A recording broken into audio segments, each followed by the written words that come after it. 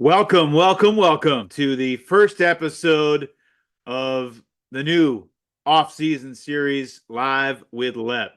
Rebranding the name, not so much, but plenty of new ideas and great conversations upcoming. I'm Evan Lepler. Thanks for joining us tonight, and let's dive right into the lineup for our guests over the course of the next hour. Mitchell.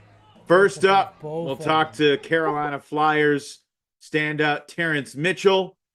And then his old Flyers teammate, three-time UFA champion Jack Williams of the New York Empire joins us at about 9:15. At the bottom of the hour, Rowan McDonnell from the DC Breeze, and then Bryan Vohnoutka, the most recent UFA champion of the bunch, Bevon from the Minnesota Wind Chill. But now I welcome in Carolina Flyers legend, most games played in the history of the franchise. He's played 128 games since starting in 2015 when I think you were just 18, 19 years old. Terrence, thank you for being the first guest of the new show. Welcome, and how you doing, man? All right, man. I can't complain. I can't complain. Just enjoying life, being dad, and all that good stuff. What's new and exciting in dad life over in the Triangle? I say my daughter's starting kindergarten this year is a big thing.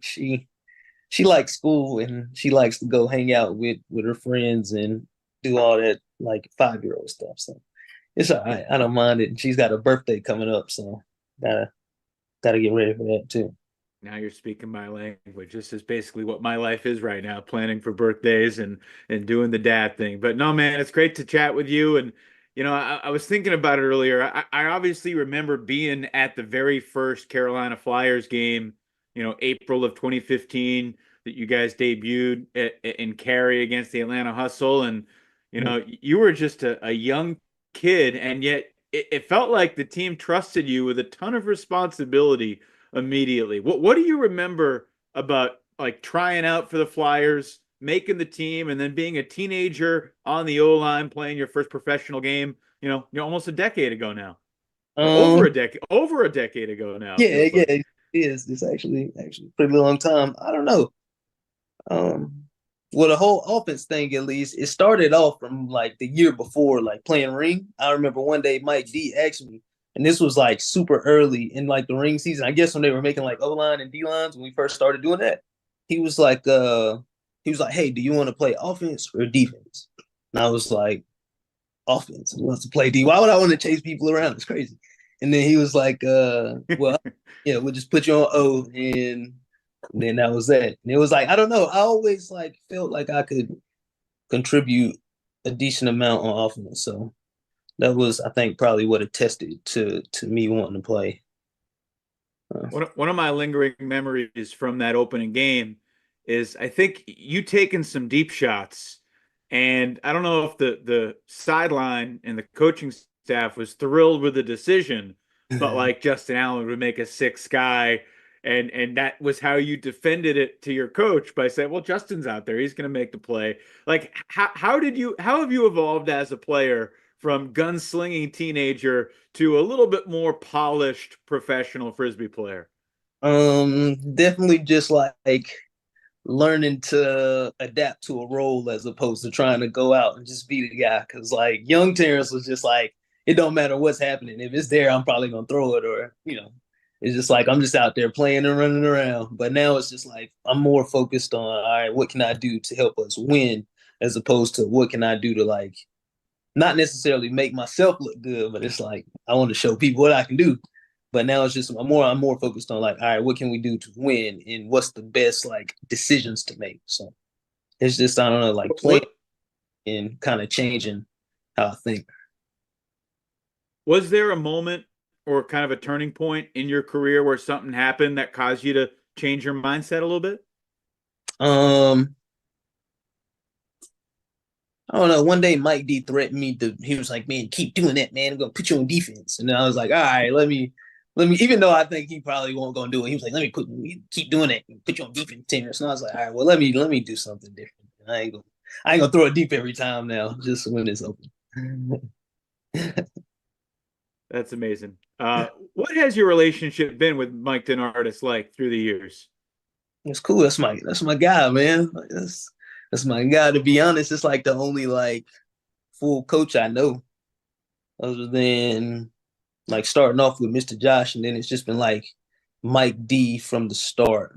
I would say. Well, other than I played cash crop those 2 years, I would say it's been Yeah. like this is. I don't know, man. That's my guy. I mean, you've mentioned the Mr. Josh character to me before, and I know he was an important figure in your neighborhood who played Frisbee. For those who haven't heard me tell that story during a Flyers broadcast, what's the quick story of how you kind of learned Ultimate and fell in love with this game? Well, yeah, he came up the street with a frisbee. Me and my friends were playing basketball and stuff, and he just came up the street because he would come play with us sometimes.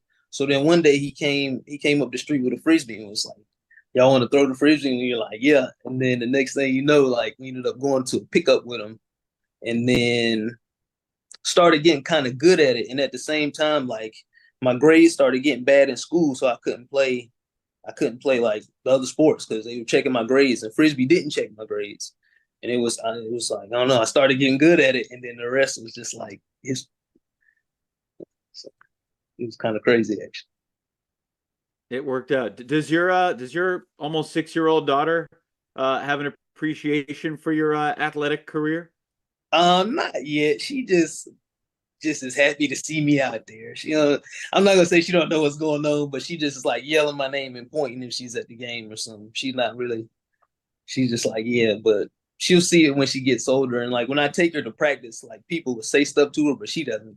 She's just trying to play. So I just like, Fair enough. Let's talk about the 2024 season because the Flyers ended up playing in the championship game, but it was not always a smooth year. There were some bumps along the road.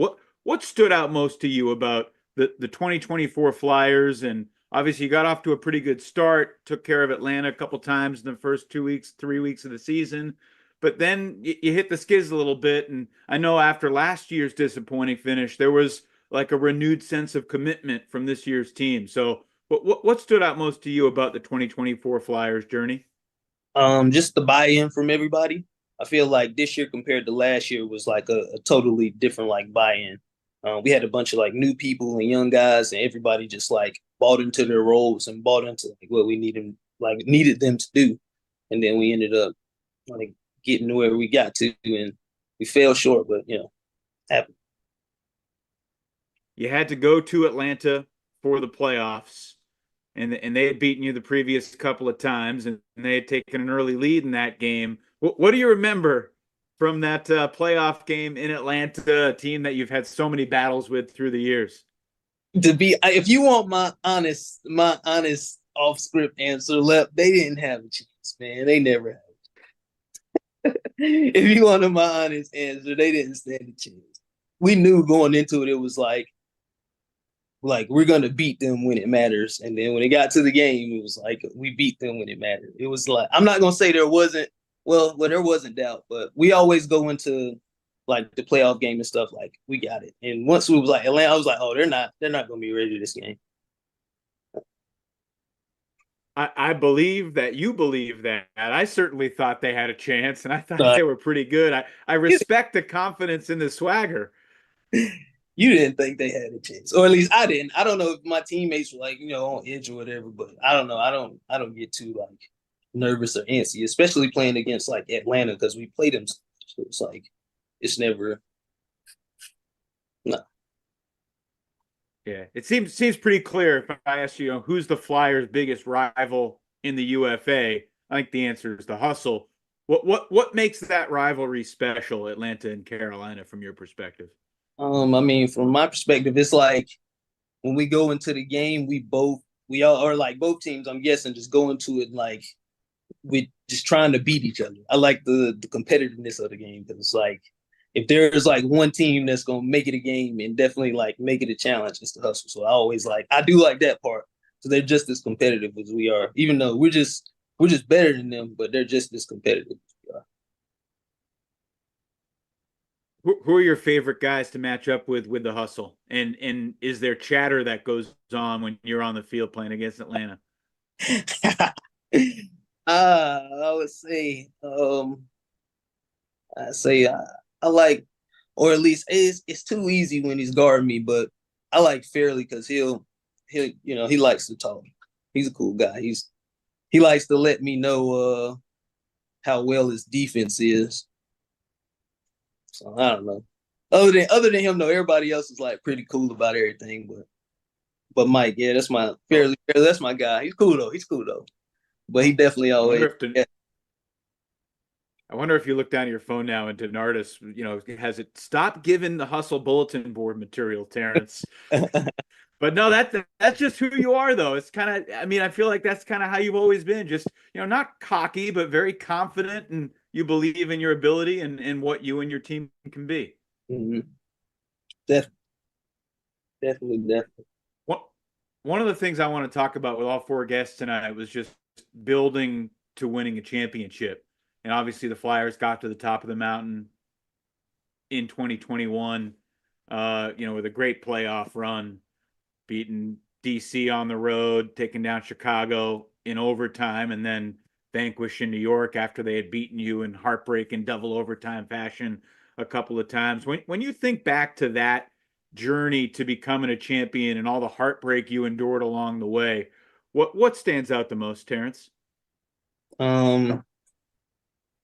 Just that like willpower up to the point of when we won, of just wanting to win. Because before we won, I can definitely say there was like it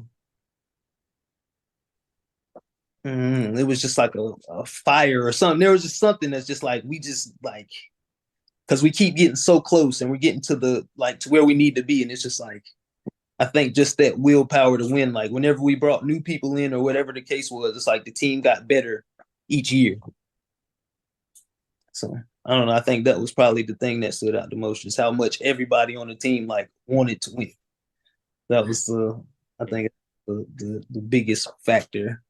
And I think it was too. We had some pretty good like leadership. Of course, Mike D, and then we had Noah Saul and like all those guys. So it was like a real like camaraderie that we brought together.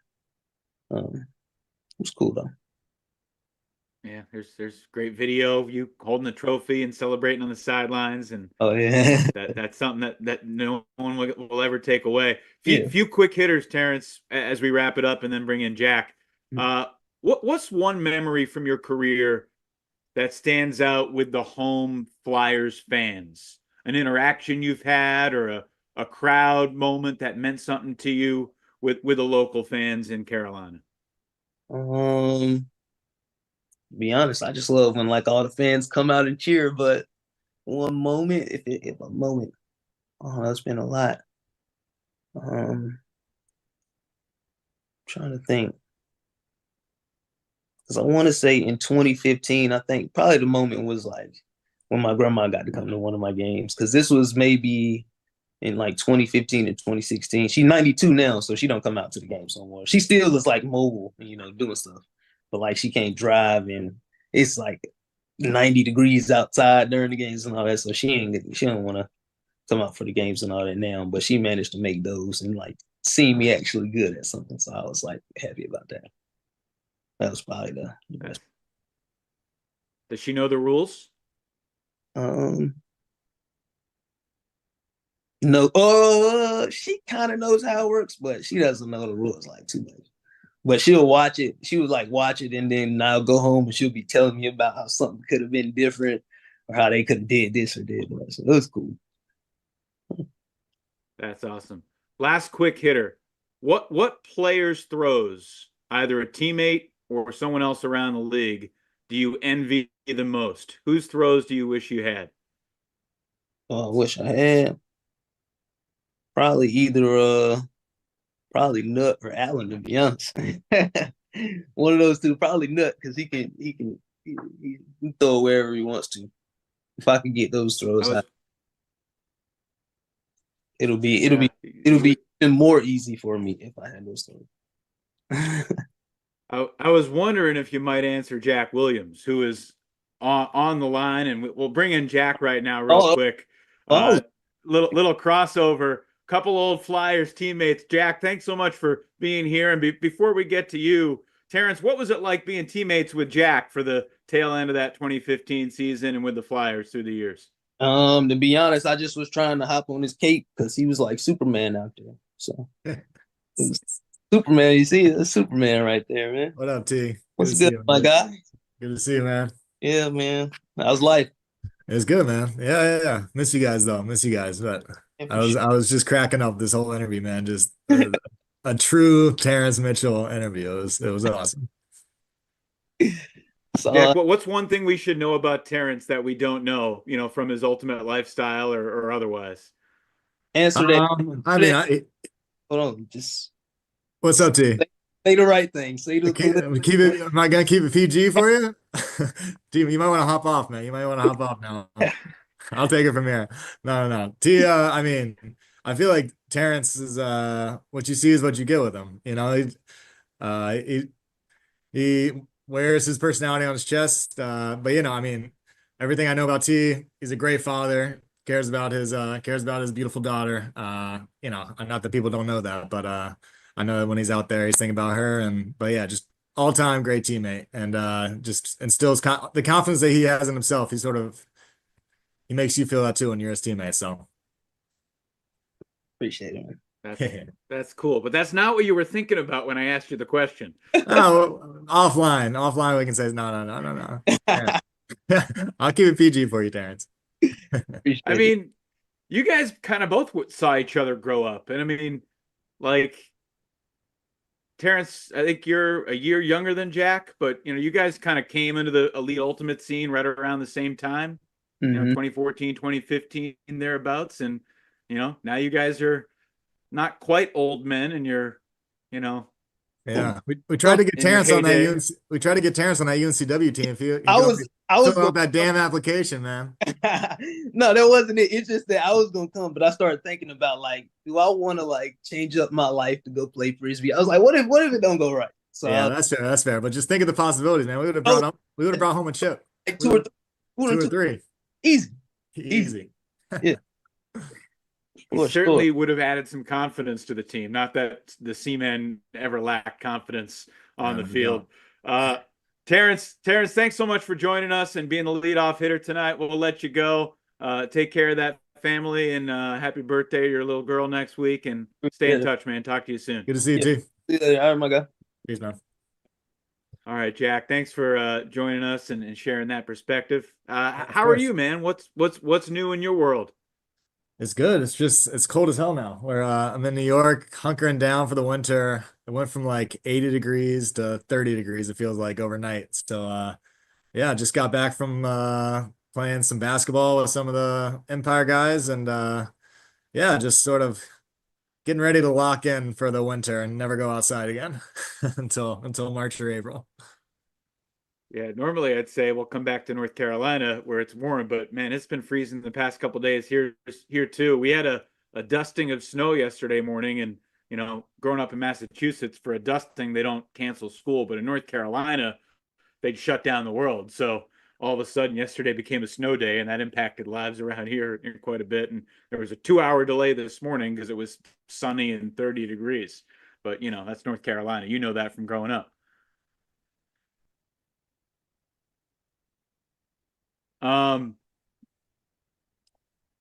Jack, I want to ask you about the 2024 Empire season. Obviously, it was a transition, losing some guys who were really quality players for you.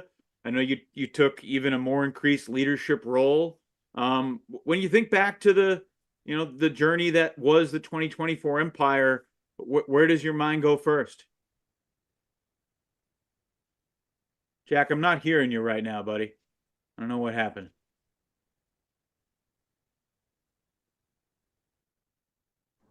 Hello, can you hear me? Yeah, we got you now. Okay, I don't know what happened there. I just turned it off, turned it back on. Sometimes that works. Yeah. Yeah. I'm really honestly proud of the season that we had last year. Like you said, we went down a lot of talented players. Jeff being the sort of the big name former MVP, but also Ryan, another MVP. Lithio was honestly a huge hit to us as well. One of our best deep cutters. Katz, maybe our smartest defender. We lost Josue, one of our best person-to-person defenders, early in the season. So felt like we were just constantly scrambling and never able to quite get our footing. Understandably so, because we were down so many. I mean, also didn't even mention Charlie, head coach, not returning. So, starting the season, we knew some people weren't going to return, but we sort of all found out everything sort of late into preseason. And so I'm proud of the way we were able to recover and the season that we had. I think also just when you win back-to-back championships, you sort of like don't want to change anything. Let's just like see if it keeps working. See if but I'm excited for this upcoming season to sort of we get a clean slate. We're not the defending champions anymore. We got to change some stuff. We got to get some new systems in. So I'm excited for the challenge that brings. What has this offseason been like in terms of thinking about the plan for 25? I'm like this interview is me starting to think about 2025. When you emailed me, I was like, all right, UFA is starting to pick up again. I do a pretty good job past few years is fully turning it off. I think it's helped my ability to sort of fully lock in once the season starts. So starting with this interview is when I'm starting to think about the season, and we'll roll from there. Good deal. I've heard, a few things. First of all, I think, there was a rumor that the team might move to Hartford. My understanding is that's not going to be the case. You're still going to be playing in New York, which I think is a good thing. Even though it was fun seeing you guys, do work in Hartford. Connecticut Couple Empire games. doesn't sound as good. No, it doesn't. But like, have you heard any rumors, or are you totally in the dark about, what the 25 squad could look like? Right now I'm in the dark. I'm sure Matt Stevens is probably watching this right now. So he said he probably promised me an email or a text about some names or about some rumblings of some sort of the other. So maybe during this interview he'll shoot me a text. But he's the GM. He does a great job running the team. I've heard slight rumblings, but nothing to really report on as of yet. But still trying to convince some of the old guys to come back. We've got an older team now, so it's a lot of just sort of gently nudging, being like, come on, one more. We can't end like that. So hopefully they listen, but we'll see. I think those conversations are probably going to be happening soon.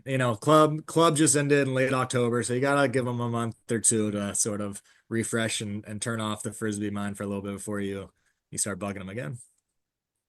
I don't necessarily mean to put you on the spot with this if it's not something you don't want to share, but you're also doing an interview and here we are. Is a goal of yours to make the World Games team again for next year? Is that something you are interested in, you want to do? Or if it happens, it great, or is that kind of not on your radar right now? Yeah, I mean, breaking news, no application was submitted on my part. So not doing World Games this year. But yeah, it was a tough decision. But yeah, I think at this point in my life, got some big life things happening this year. Just I don't know. I'm really enjoying just focusing on pro and only pro, and I'm teetering towards the twilight of my career, which is crazy to say, but yeah, just some priorities have shifted.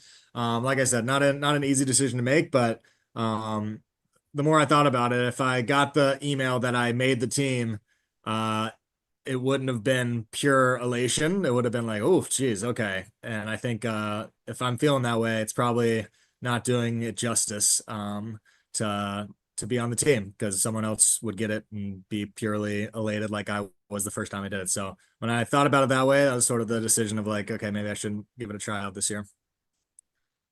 Gotcha. Appreciate you sharing. What do you remember most about the 2017 World Games experience, and what did it, or 2021, I should say? You were 2021. not in 20. You were not Yeah, in I know. I, 2017. I remember um a range of emotions, tons of anxiety. It's one game a day and pretty much got to win, without outside of like the first two or three games, you got to win every day. So I remember waking up with anxiety, winning each game that we absolutely needed to win and then being so happy. And then the whole process starts over until we won the gold. And then I remember just, one of the happiest I've ever been in my ultimate career when we got that gold medal, celebrating with the team. I remember being hot as hell in Birmingham, Alabama. But yeah, I also remember, yeah, the crowd was pretty awesome. I remember some really great games against Colombia and Australia.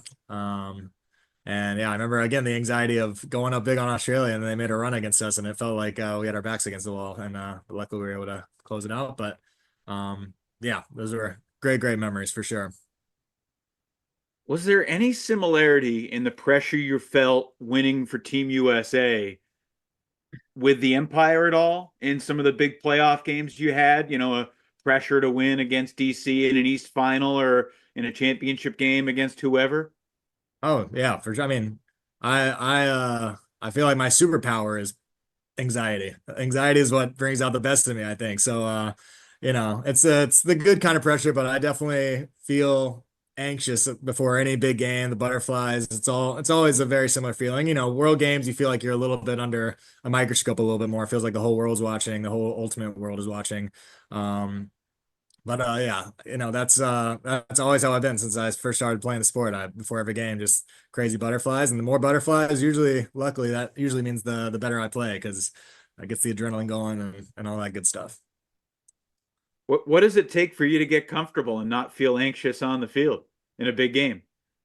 Uh, well, I mean, honestly, I kind of want to feel like I said, the more nervous I get, I'm trying now to, the older I get, it's harder to get as nervous for some games. So now it takes a special game to sort of be able to naturally produce that anxiety and adrenaline that I need to go out there and play my best. So I'm not trying to get rid of the anxiety. I'm trying to lean into it and trying to be as nervous as possible because that usually means I, typically, not all the time, but typically means that I'm going to be in a good place to play my best. Yeah, Jack, the B-roll we just showed of that game-winning throw you had to Ben Yacht on his 30th birthday Oh, yeah. against the Breeze, and like just the emotion that you showed after that disc was, caught in the end zone with no time left.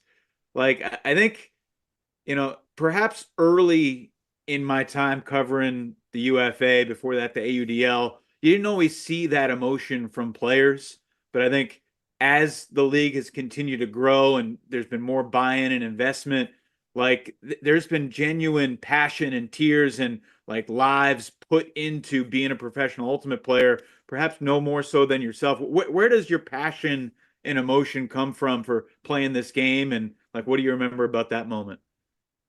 Yeah, I mean that moment, I think it's what you said. It's sort of like, especially on the Empire. Like I don't know of a franchise that takes it more seriously than the franchise, than the Empire, and that's from the top down. And there's so much buy-in in the team, and in that moment, it's sort of all that work that you put in for that season is just 10 seconds. It's a make or break, and in that moment, it's just sort of it feels like you're about to explode from all the nerves and the pressure and the excitement of the game. And yeah, I mean, when an incredible play like that happens, um, you kind of, you can't contain yourself. But yeah, I think it's just a buildup of all that you put into the season. And like I said, everyone on that team was fully bought in, and we were going to do absolutely everything we could to win it. And, I had the easy part. I just throw it up and let the big goons catch it. I know you say that, but making that throw exactly the way you did is not necessarily easy. Uh, you played against the DC Breeze many times. You've had a lot of battles with them.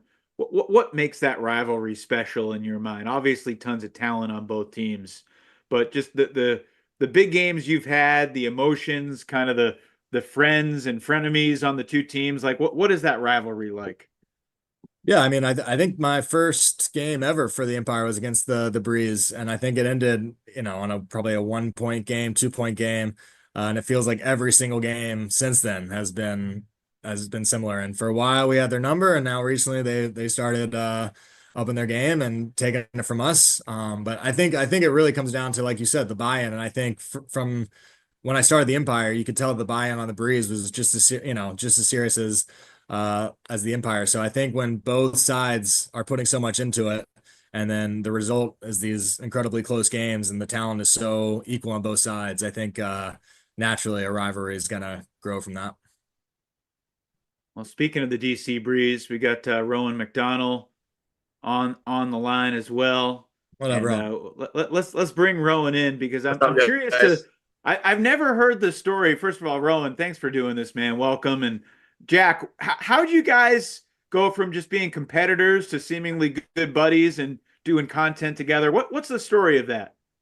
Yeah, I mean, Rowan's been doing content way longer than I was trying to do it. I think for a while there, I didn't have a whole lot going on, and so I was like, all right, like Rowan seems like he's got a good thing going, and so I started dipping my toes into it. I don't think I ever got quite as good as I'm not as naturally good as Rowan is. He's just got a knack for it, and you can tell in his contents, it's great. So I think he noticed, there's not too many people doing it. I mean, maybe these days now there's more people doing it now, but at the time it just felt like I think he was sort of on an island looking for someone who was creative, and I was doing it at the time. And I've sort of taken a step back from doing all that now that I've got a little bit more going on in my life. But yeah, I mean, Rowan's he's the goat at that right now. So yeah, Appreciate that. tons of respect for what he does and continues to do, because it's not easy work, and he's been grinding for a long time, and I hopefully he's enjoying the fruits of his labor now. Almost getting closer, getting closer for sure. But no, it's cool because I think when you got right into it, it was like people just all over the world seeing your stuff like instantly. It was like all of a sudden like the world's best players just giving the insight to the game. So yeah, it's fun to see the reach go so fast and so far. And yeah, I think your stuff just stands up to the test of time, and people are gonna be looking at that for a while. Appreciate that. Rowan, what was it like collaborating with Jack, and what was your favorite thing that you guys did together? Yeah, I think just like hanging out and like just hearing from him like how he approaches things. It's I think more common in other sports. But just like we play a similar role, similar position and do it differently, but just like hearing the details. I'm big on the details. So it's like, yeah, we're maybe creating content for a lot of people to absorb like 90% of it, but I was like just curious on that extra 10%, like, what's he doing when he's setting up a cut or what's going through his mind. So I was just trying to learn and kind of, the whole plan was to steal his knowledge from my own game and then tell him it was just content. So yeah, obviously that was the big one for me. It's just the time we spent and just learning from Jack. That's super cool. Great stuff. Well, Jack, thanks for being on and chatting, sharing some stuff. Look forward to you turning the light on and getting ready for the 2025 season, maybe after the holidays.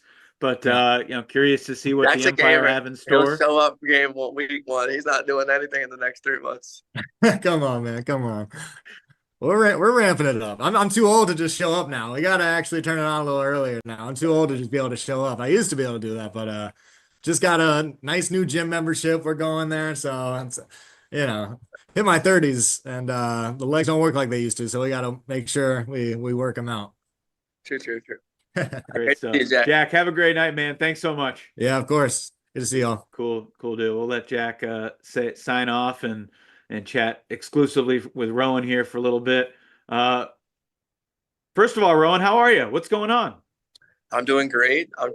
Post holidays, got to visit my brother, my mom, my niece, and yeah, been traveling a little bit. And December's actually like a kind of a low key month for me, which is great to take a breath. And yeah, I went to the Ultimate Canada Coaches Conference last week, and that was kind of the last Ultimate event on the schedule. And yeah, now it's kind of, wow, I got some free time, really commit to training, Excel Ultimate, working, like whatever I want to. Kind of a unique feeling. Good deal, man. I don't know the full story of your international travel and kind of what you've done for your Ultimate Academy and your videos. Can you enlighten me and our viewers on just like where you've been relatively recently and what you've been doing aside from your training and playing to take Ultimate to the world? Yeah, and it's kind of gone from like almost a 50-50 split at this point in terms of training and preparing to play versus trying to teach as many players around the world Ultimate. And, in the last couple of years, I did a month in China. We covered 3,000 miles in, 30 days, 22 cities or 22 stops. Went to Egypt. The one we're working on now is actually Europe, which last summer I got to go to Windmill with Team USA. And then I coached a disc in camp, and I kind of like really got hooked on European Ultimate, and I love it. So we're going to be going back there. Yeah, I can tease it out. Looking like Poland and hopefully Germany. We're almost there, but yeah, at this point, that's kind of equally I'm equally passionate about that as well as just my playing. And yeah, it's turned into a full-time job where it was, it's a hustle for years, a grind, and yeah, now it's a small business.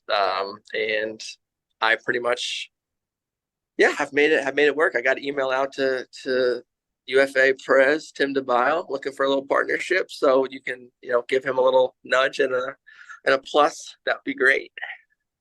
I know he's not watching live because I think he's got a team function party thing with the Radicals tonight.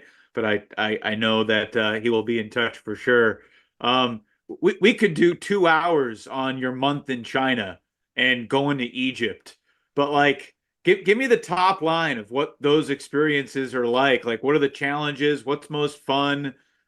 Yeah, yeah, that's great. And I could go 2 hours too. Like, I'm passionate. That's why I do it all day, every day. But the thing is that ultimate players around the world all have one similarity that it's almost unique, and that's that there's a full-time job, there's a career, but they're traveling an hour and a half across the city for a practice on Tuesday. It doesn't matter if that's China, Egypt. It's an incredible sacrifice that the ultimate, especially as you climb up towards the elite ultimate side, people are making around the world. It's very unifying. The fact that we all love this to sacrifice so much time, effort, money. And yeah, that's to me wow, it doesn't matter where I go. There's people that worked 8 hours. They come out to a clinic and I ask them, what's the commute like home? And it's oh, I live in another city. It's 2 hours. I came to this, and just blows my mind how much love for the sport it seems that ultimate players worldwide have. That's awesome. And it's reinvigorating to hear that and kind of feel the passion just in your voice and talking about everyone around the world. And I mean, I've been fortunate to travel a little bit, and I totally get that and see that too. There's something about this sport and the spirit of the game, not to sound corny and not to even talk about it's not the spirit, but it's just the spirit of the people in this community is different and special. And I'm envious that you get to travel the world and make this your life in a way too, although I get to kind of do that as well. So we're pretty lucky in that regard. Let's talk about your journey with the Breeze. Obviously, you've been, a key fixture on this franchise for a very long time. You have kind of devoted your whole life to this franchise and building them up, and you got to championship weekend for the first time this year. What did that feel like when you got the better of, I guess, New York in the end of the regular season, and then Boston in the playoffs to make it to the Final Four for the first time? Yeah, I mean, it was it was a whirlwind. I think that from day one, I mean, Daryl did such a fantastic job, turning DC around, honestly, as an ultimate city. He deserves a lot of credit, but Lauren coming in from day one, it was we got in a trap in DC saying it's a 1-game season. And for years it had been a 1-game season. It's the conference championship. That's it. If we win that game, success. If we lose, failure. And that wasn't a really healthy mindset. And she did a great job of saying let's have a successful season. And that kind of became our mantra, and it really helped us. And we ended up getting through that game. And when we got there, it was, yeah, just a different mindset. And yeah, she deserves, honestly, so much credit. But yeah, but then going from there, we were certain we were the best team, and DC's very confident, but we're not totally arrogant or yeah, we're the best, nobody can beat us. But we definitely thought we were head and shoulders above the team. We're practicing so well, we're playing so well. Having the club success was obviously also giving us a lot of confidence. And then yeah, Minnesota, they outplayed us. I think Brian's on the call or will be shortly, and it was kind of a crazy game. And yeah, we just all of a sudden that game's over, we lose, and we're well, once we kind of won the East, we thought we were probably going to win the championship. And we didn't. So hats off to them for outplaying us when it mattered. I think it was extremely surprising that we didn't come home with the championship, but yeah, they earned it. Have you rewatched that game, Rowan? No, just on know, like it was like it also wasn't my best game, and I usually don't watch like some of my bad games. Like I usually like when the winds go up even above 30, like I feel like that's a skill set that I bring to the table, and I didn't throw it too well in the wind.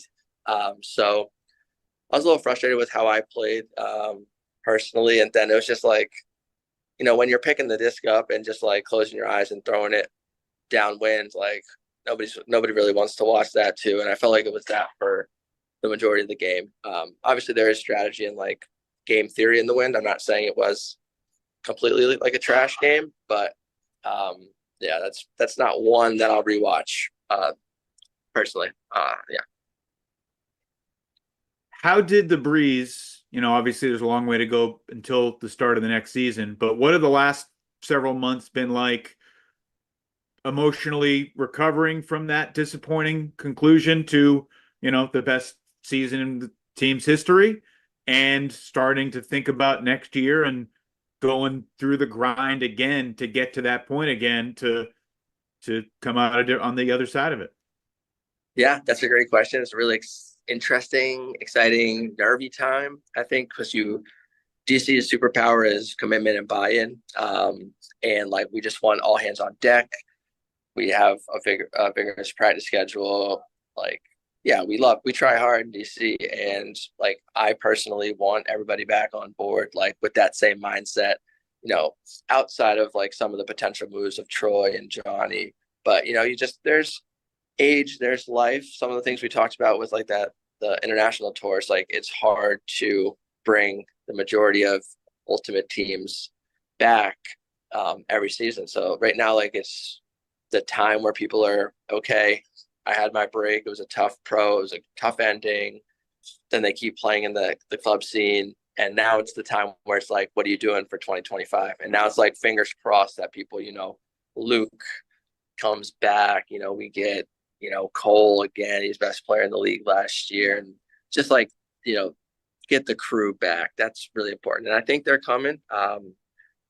They want it as bad as I wanted. And yeah, that's kind of where we're at. We're ramping up for sure. Our owner's best owner in the league. He's super motivated. We got the best coach in the league. We even talked about strategy in that Minnesota game that weekend after. So I think we're in a great place, and I just really hope all my friends come back on board.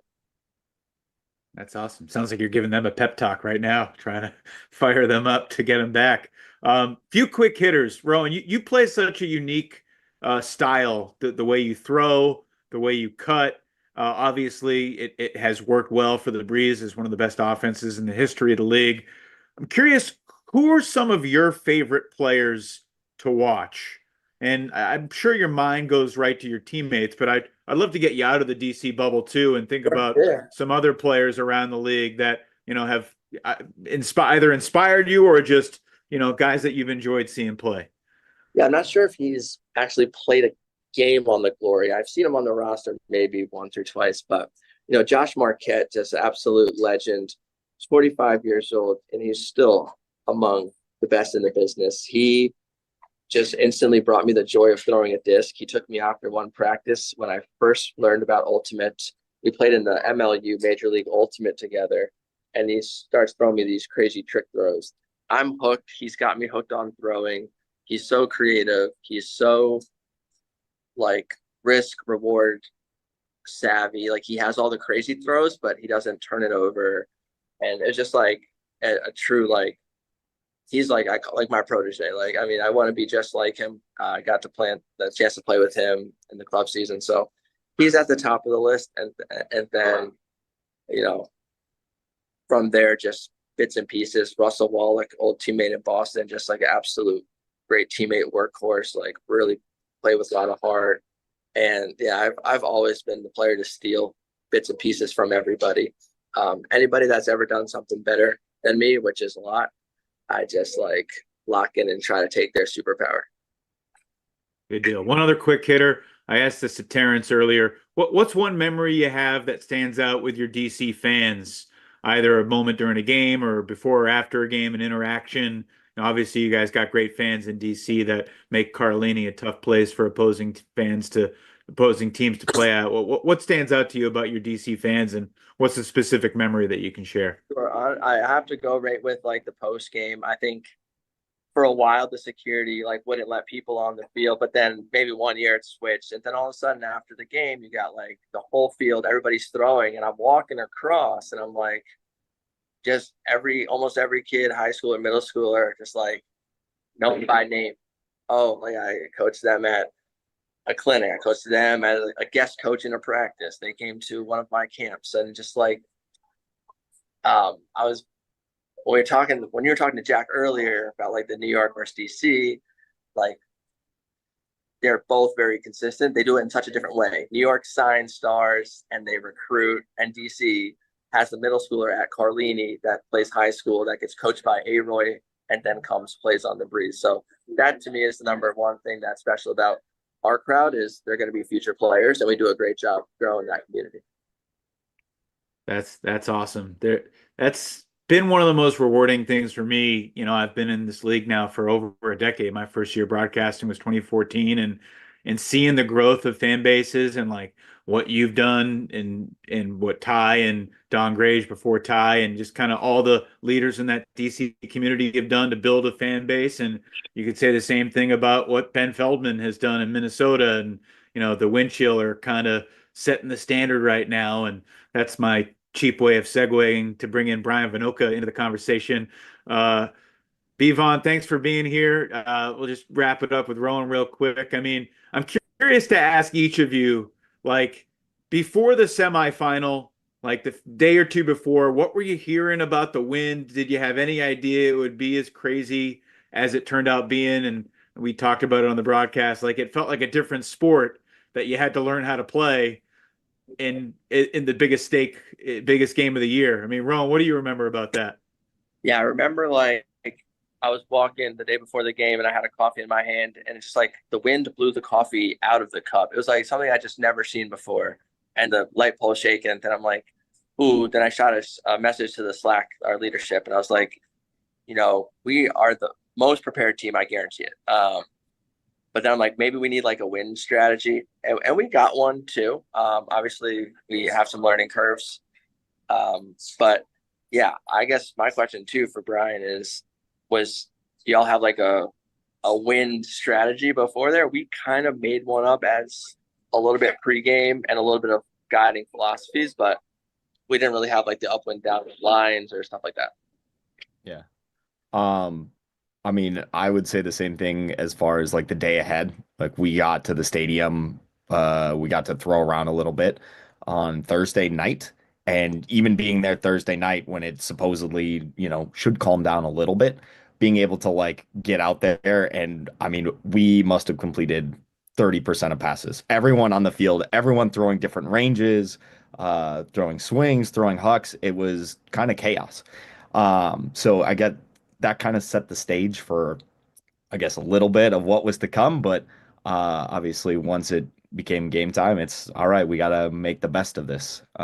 To your question, Rowan, I think we definitely have strategies that we ended up pulling for the Wind. We did go upwind, downwind lines.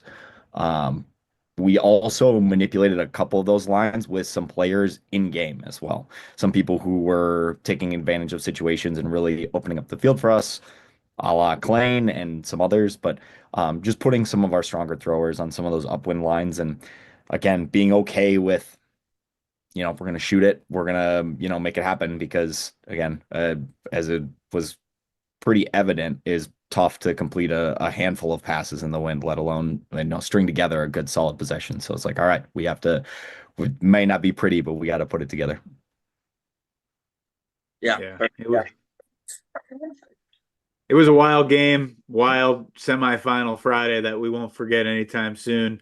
Although Rowan's probably trying to forget it. And Rowan, we won't make you relive it any longer. Thanks so much for making this work, Rowan. I know you're busy traveling and doing a bunch of other stuff. But look forward to catching up more in depth in the future. And thanks again, man. This was awesome. All right. Thanks, Evan. Congrats to be on the ship. Guys. Yeah. Thanks. Yeah, I'm sure that doesn't get old, Bryan Vohnoutka, to hear people congratulating you on the championship. I haven't talked to too many folks in the Wind Chill. Like, I talked to everybody after the game, and I talked maybe a few more people the days or two after the game. But then you went back to the Twin Cities and got to kind of celebrate with the community. Like what has these last few months been like, and how has it been different being a Minnesota Wind Chill player after winning a championship? Um, it's been awesome. I mean, obviously the outpouring of support from the community, not only like our fans, my immediate family, my girlfriend, like everyone who's been there for, for me, I think it'll be my ninth year, maybe 10th year coming up. So like been doing it for a long time. So just to share in that win with us, as well as just again, people that you wouldn't expect, like players that I had played with, in 2009 and 2010 for club, reaching back out and congratulating me, people I hadn't talked to in forever.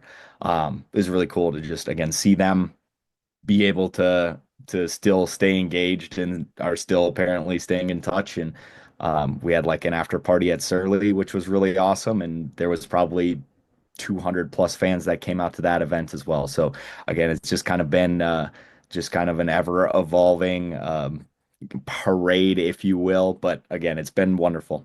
The support's been awesome. Yeah. I wish I could have been there. It's early that night, man. That would have been awesome. I'm sure it was a great night. What can you say about like how your team has ascended? And I guess on the field as well, but I'm also thinking about just the growing the fan base and turning Seafoam into, a place that's like Breeze Stevens Field in Madison that, fans pack and make life difficult for the opponents. Like this franchise was not always the model franchise that Tim DeBile said it now is. And you've been around for the journey. So take us on the journey. How has it happened? Yeah. I mean, it has to start with Ben Feldman, like square one. I mean, his GM and like coaching adjustment here in Minnesota has been a definitely a labor of love. I mean, him and his whole family. It's not just Ben, like his whole family is fully supportive of this team and they do so much behind the scenes. But Ben getting Omar on as like again a primary owner and being able to, consistently improve year over year and adding different items and different elements and getting more buy-in from again Sub-Zero again, because we used to have a good Sub-Zero contingent and then we lost it for a little bit. It kind of dwindled some of our numbers. We had some of those guys go out to New York and just reinvigorating and continually pulling and trying to assemble the best talent here in Minnesota. And I think Ben's done a really good job of that. And to the players too, for my co-captains like Mattis and Colin, like sticking around, our guys who are getting into their mid to late 30s, like still continuing to grind every single year is incredible. And then on top of that, the youth.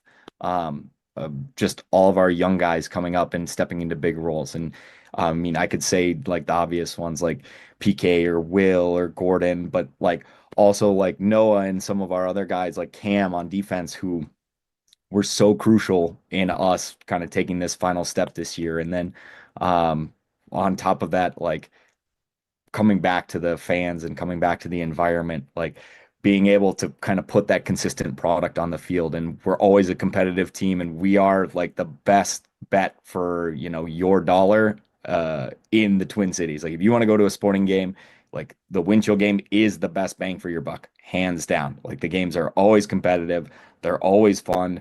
We're all the divisional rivals. It's always close. And again, with that Seafoam wind, things can get a little wild, a little bit crazy, but that's what makes it exciting. So just that, again, constant improvement year over year, to Ben's credit and to the players' credit, just kind of keeps pushing us forward. That's awesome. Yeah, I saw this in the YouTube comments as well. Gordon Larson's wondering if you're coming to Mini tonight. I am coming to Mini. As soon as I'm done here, I am getting in my car. It's about 10 to 15 minutes away. So, Gordon, I'm going to be there. I'm hoping this is indoor Mini. It is. The wind chill right now in Minnesota is -8 here where I'm at. So thankfully it is inside. Ben is not making us do anything outside. That's fantastic. One other thing I was thinking about, I watched the Toys for Tots local news thing that y'all did yesterday or the day before, which was super cool. And I mean, just speaks to the wind chill being kind of more ubiquitous throughout the Twin Cities community, not just the ultimate community, but getting on local media and sports radio. Like, I felt like the Radicals were the only team in the league where you could just be hanging out in Madison and ask a random person, "Have you heard of the Madison Radicals?" And yeah, I've heard of them. Maybe they've been to the game, maybe they haven't, but everyone in Madison has heard of the Radicals.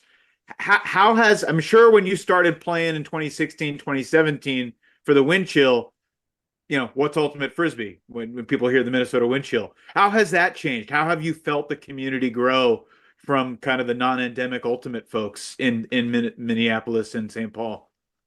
Yeah, I think the big pieces are just like uh potentially noticing apparel. Like there I've been out in public and I've noticed people with like a hat or a shirt on, and it's like fun to go up and be like, "Hey, have you been to a wind chill game?" And they're like, "Yeah," like awesome. Like, how many times have you been? And going down that whole road. But also, again, people just outside my circle as well, like noticing people and introducing people. Like I know my folks all the time are trying to get relatives and friends and like people who, again, in their sphere that they haven't maybe been in contact with recently, or some old friends, like, hey, you got to come to a wind chill game. So I guess just kind of seeing it more out in public has definitely helped. And then every once in a while, we are starting to get the like.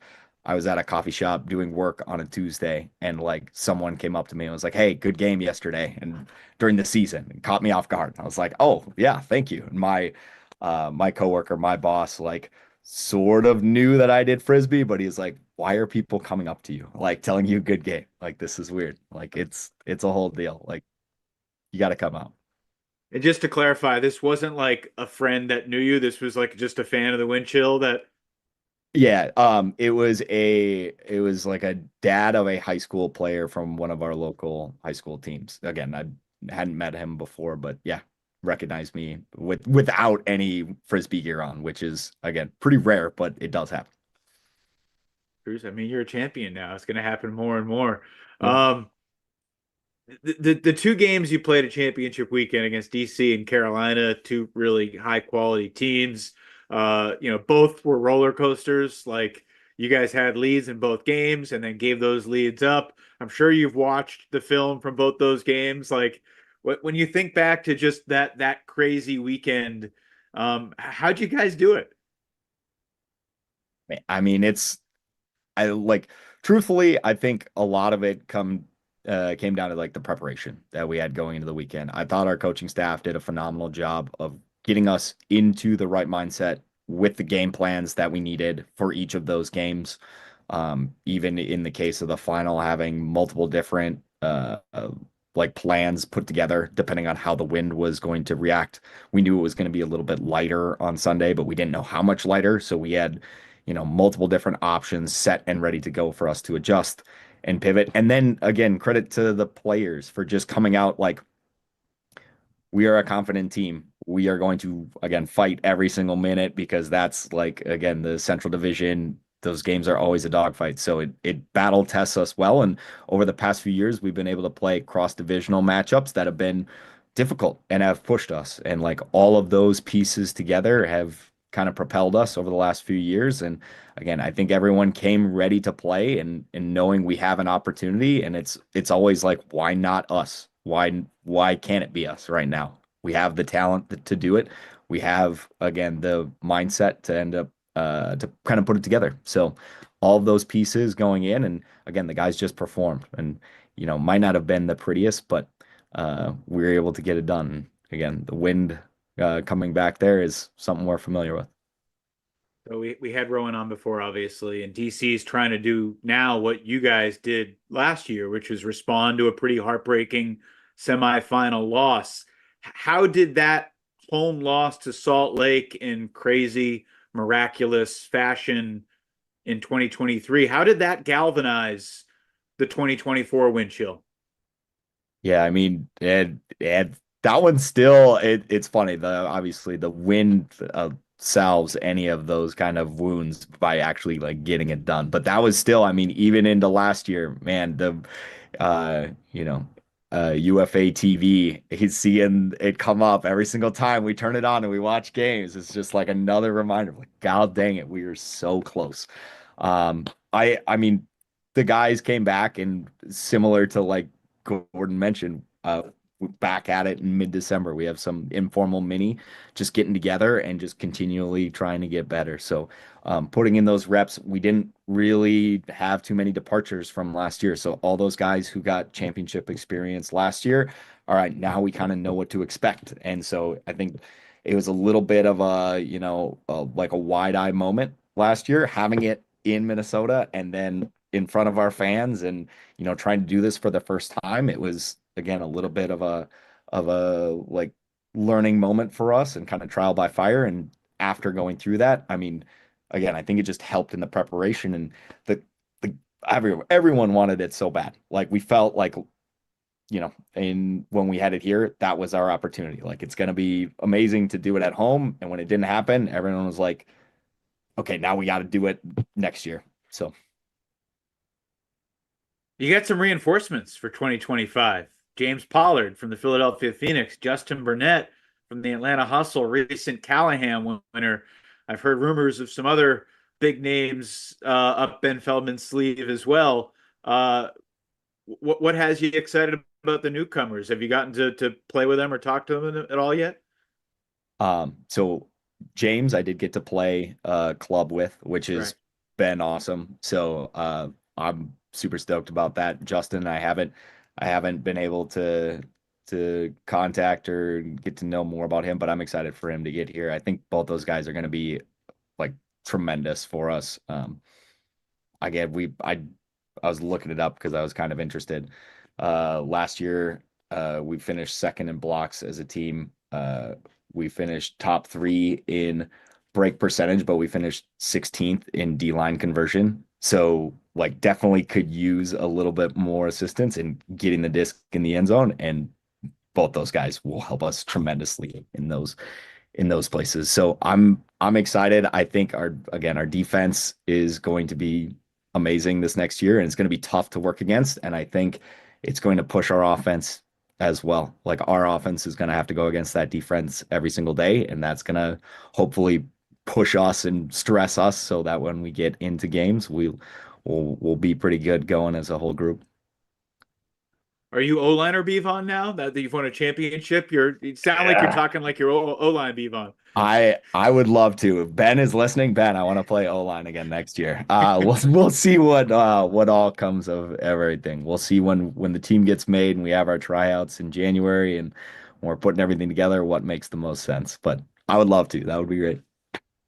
You are, I mean, and have been for many years, like the one guy that bounces back and forth and plays both ways, and it's really incredible. And before you go train some more tonight, I wanted to ask you about how you train, because you're 35 now, Yeah.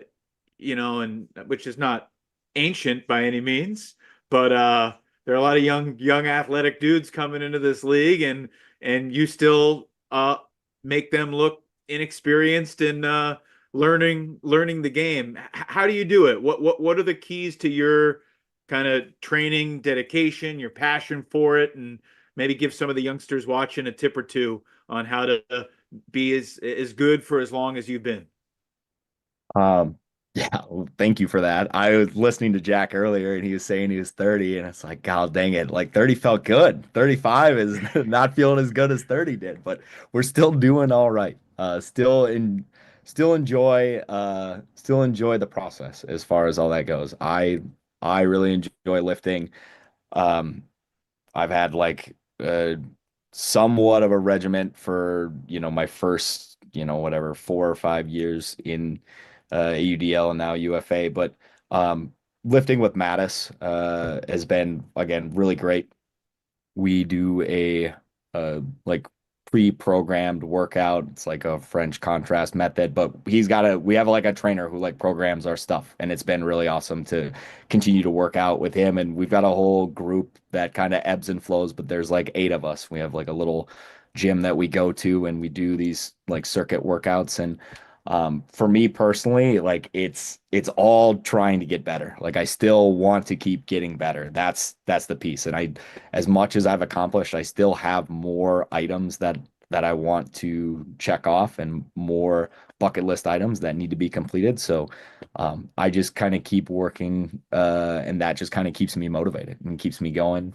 In the middle of December, when it's normally the off season, we're doing workouts 2 or 3 times a week here. And again, it's nice because you can work on and try and improve some of those deficiencies or like imbalances that you have like prop up during the season or just from wear and tear all over the course of time. But I guess to the like young kids who are like kind of getting going and kind of getting interested and something that'll keep you hopefully healthy is when you get to the right point, like start lifting weights. It just helps so much. I mean, I've dislocated my knee, my left knee 3 times during my career, and it is fortunately a good knee injury if there is such a thing comparatively. And for me, it's taken me, out of seasons and like almost half a year to 3/4 of a year to get back to playing. But what has allowed me to do that is, being able to continue to strength train and again, just staying with it. So if there's anything, keep on pushing forward, keep on working out, keep on improving your craft, keep throwing every day, keep working on your cuts, all of those things. It may not feel like it, but those incremental improvements over time, they make a difference. That's awesome. Thank you for sharing all that. And I could ask you a dozen more questions, but I've already kept you for too long. And I know the folks at Mini are going to be ready to start playing soon. So, Bevon, thanks so much for doing this and capping our first live with Lep. And enjoy the rest of your off season. Look forward to seeing you this spring. Yeah, sounds good. Thanks so much, Evan. Yep. Bryan Vohnoutka of the Minnesota Wind Chill, recent UFA champion, to cap our first live with Lep of the 2024-2025 off season. We got 3 shows in the month of December. We got 3 shows in the month of January around the holidays. Coming up next week, next Wednesday night at 9 p.m. Eastern, Brett Holzmeyer from the Atlanta Hustle, Quinn Finer from the Colorado Summit, Pavel Giannis from the Los Angeles Aviators, and Lucas Ambrose, who's led the league in blocks each of the past 2 years. This past year for the Seattle Cascades. Year before that, he was teammates with Pavel in LA. Really excited for that lineup. It's always subject to change. People have crazy things that happen in life, myself included. But yeah, thanks for tuning in. Thanks for being a part of this first show. Thank you to Luke Johnson, our director and technology czar. He is the real king behind the scenes. I happen to be Evan Lepler, privileged to chat with these great players and privileged to be with you throughout the season. UFA coming back in April 2025, but we'll see you right here next week on Live with Lep. Good night, everybody.